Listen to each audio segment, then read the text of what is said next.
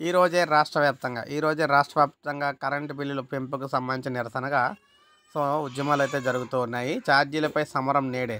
రాష్ట్ర వ్యాప్తంగా అన్ని నియోజకవర్గాల్లో కూడా వైఎస్ఆర్సీపీ ర్యాలీలు, ఆందోళనలు చేపట్టబోతోంది. పెంచిన విద్యుత్ ఛార్జీలను తక్షణమే రద్దు చేయాలని అధికారులకు డిమాండ్ చేస్తూ పత్రాలైతే అందించాలని నేతలైతే చెబుతున్నారు.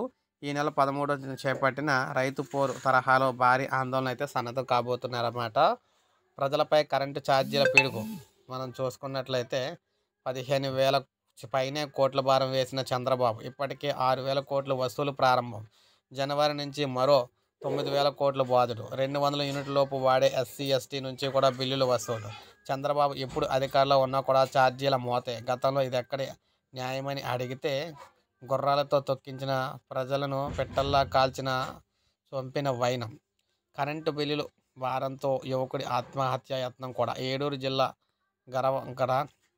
గవరవరంలోని దళిత వాడలో ఉరివే పోసుకున్న యువకుడు.